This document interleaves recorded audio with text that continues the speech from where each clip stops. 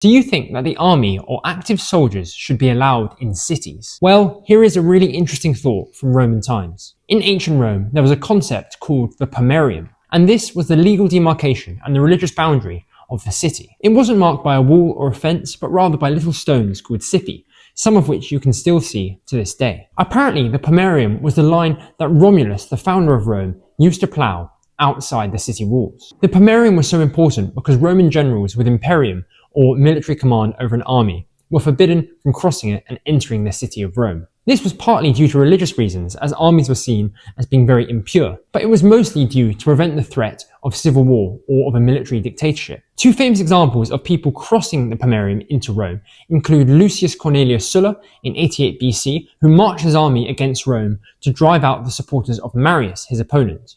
And of course, there's Julius Caesar, who crossed the Rubicon very famously. After the Roman Republic, the Emperor Augustus began the Roman Empire, and he formed the Praetorian Guard, and this served as the emperor's private army, and a part of this Praetorian Guard was always stationed within the city walls. In modern times, in the UK, after our civil war, it's always been implicit in legislation to keep the army away from the Houses of Parliament. And in the US, although the National Guard has been called into Chicago, there's the Posse Comitatus Act of 1878, which generally prohibits the use of federal military personnel as domestic law enforcement. What do you think about this idea? Should we create a new pomerium for our cities?